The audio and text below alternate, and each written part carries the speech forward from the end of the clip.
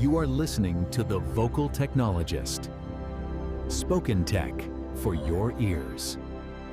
Ever feel like the world of design is just moving incredibly fast? Oh, absolutely. New tools, new ideas popping up constantly. There's a lot to track. It really is. Well, you're in the right place. Welcome, folks.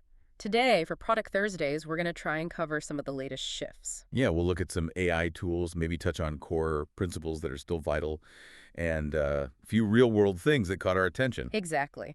The plan is to cut through some of the noise and focus on what really matters for you. So let's jump right in with AI. It feels like its role is just exploding in design spaces. It really does. And there's this underlying question, right? Are designers worried about their job? You hear that sometimes, yeah.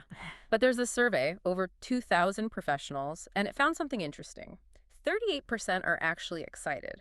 They see AI boosting creativity. Right, but there's the flip side. There is.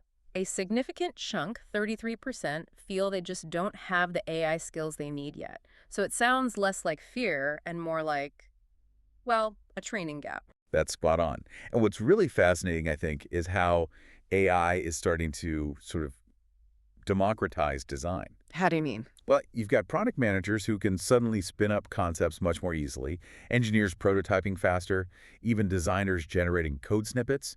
It's lowering the barrier to entry. Okay, let's unpack this. If it's really opening things up like that, are there specific tools emerging right now that show this in practice? Definitely. One example that's getting attention is Quinn Image Edit. It's an open source AI model. Okay. And it's pretty impressive. It rivals things like Photoshop for complex text-to-image edits, and it does it in seconds. You just type what you want. Simple text commands. Yeah. And get this, it even handles bilingual prompts like English and Chinese. Think about the speed, the precision that offers. That's quite something. But there's always a but, isn't there, with powerful tools? Exactly. This power, this ease of use, it also opens doors for, well, misuse. Yeah. Take a tool like Lovable. It's an AI website builder. Meant to make site creation easy for everyone, presumably. Right? Good intention.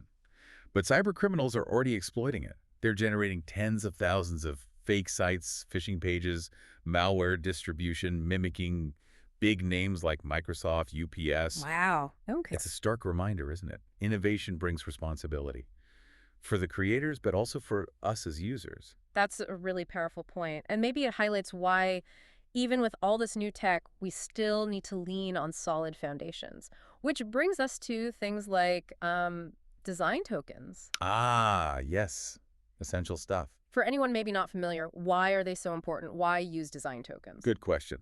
Basically, they're named variables for your visual styles. Think colors, fonts, spacing, little reusable bits of design DNA. Okay. The why is huge. They guarantee consistency everywhere. Web, mobile, doesn't matter. They speed up workflows massively. Rebranding, much easier.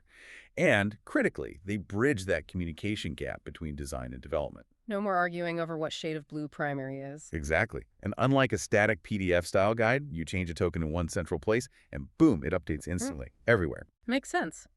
And speaking of design elements like color, you often hear designers worry that accessibility limits their creative choices, especially with palettes. Oh, that old myth. Is it just a myth? I really think it is. Yeah. You dig into it, accessibility often enhances creativity.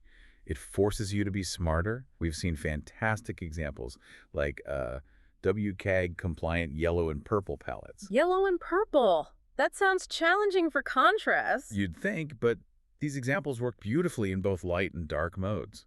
It's about using the HSB model hue, saturation, brightness strategically, understanding cultural meanings, ensuring proper contrast. It's not about sacrificing aesthetics, it's about thoughtful design. That's a great perspective. Thinking smarter, not just prettier. Precisely. And shifting from principles back to products. Yeah. It's interesting to see how even giants like Apple wrestle with these things. There are rumors about their iPhone cases. The fine woven situation. Yeah, apparently they might be replacing fine woven with something called tech woven for the iPhone 17. Leaked images show like 5 colors. Sounds okay so far. But they also show some dings and wear already on leaked images. So durability questions are popping up before it's even released. Yeah, that happens. It shows that even for Apple, nailing that balance between aesthetics, materials, and real-world use is tough.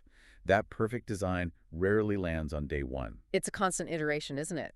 And looking ahead, speaking of iteration and new ways of working, what about prototyping? Well, something really interesting there is vibe coding.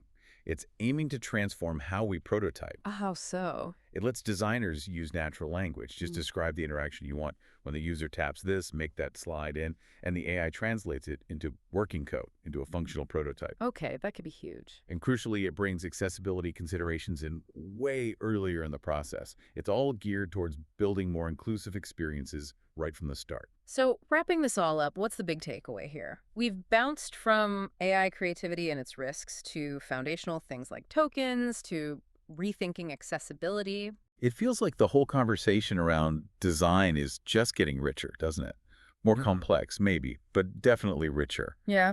And it seems clear that whether you're deep in the field or just, curious about how things are built, keeping up with these shifts is pretty crucial. Absolutely. It really shapes our digital world. Mhm. And on that note, as AI keeps making design faster, maybe more accessible, here's a thought to leave you with. Mhm. How does the role of the human designer truly change? Are we becoming curators of AI output? Or does this free us up to imagine entirely new ways of interacting, things we can't even picture yet?